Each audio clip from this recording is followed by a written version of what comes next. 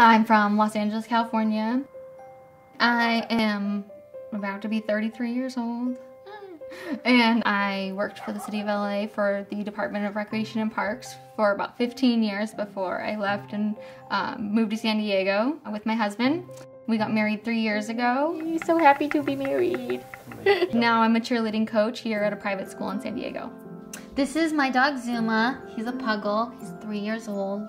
He is the best post-surgical, post-treatment cuddler. That's what they are. They just know. And something that's so crazy is that they say that dogs actually can sense cancer.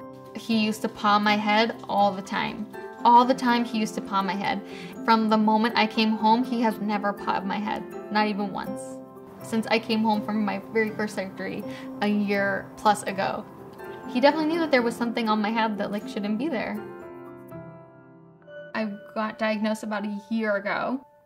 So at that point it was just stage 2. The lymph nodes tested positive. So I got the promotion I always dreamed of and moved into stage 3. And I did a new set of scans. And my oncologist just saw something in my neck on the other side that he just didn't like the way that it looked. So we did the needle biopsy and the cells came back negative. But my oncologist just had like this feeling that he just was unsettling to him. And he said to my surgeon, I need you to go get it. Once we knew that there was melanoma there, you have to assume that there's melanoma, that it's metastasized at that point. So then I was promoted again. And then I had to take really some time and kind of decide what therapy and what treatment I wanted to do starting in stage 4, and I started that in December. When you're navigating this kind of a scenario, you really have to be with someone that you completely trust. That doctor really has to have something more than just like a brilliant medical mind. They have to be able to really understand the personable part of it, you know, to be able to really walk you through it.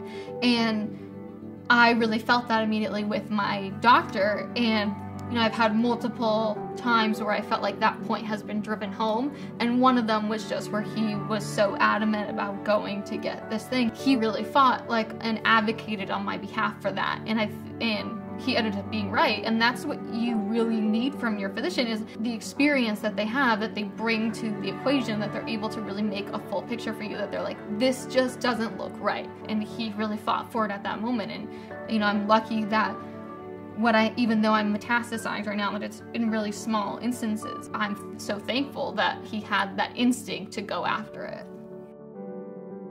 Now that I've been a year at Moores, I'm able to see so many of the benefits that there are to being at Moores, to being in such a beautiful facility, being so close to my house, and that they're able to do these things like IL-2. Like, not every hospital is able to do this kind of treatment.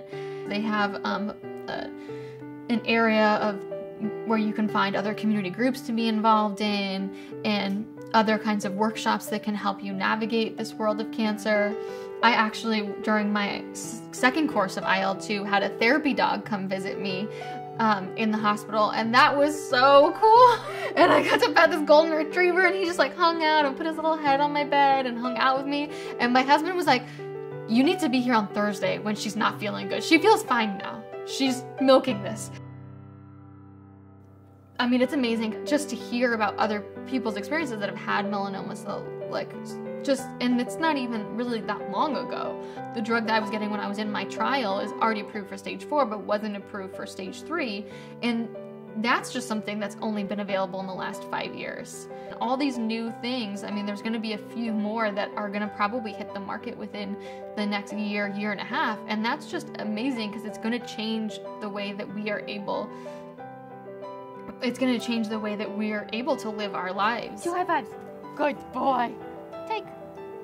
It's kind of hard because I'm in treatment right now to kind of make plans for the future, because it's like I kind of have to wait in between my 6 weeks, and okay, am I going to be in treatment all next month? Am I just going to throw out this next month? You know, but I've just been trying to get as much done in that 6 weeks, like pack as much fun into those 6 weeks that I can, so I can just really be loving life and having fun and hanging out with my friends and my family, and just and travel as much as I can. I want to go on a yoga retreat in Costa Rica.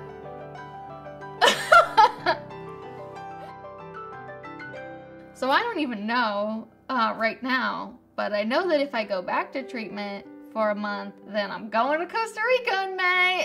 That's the only important part.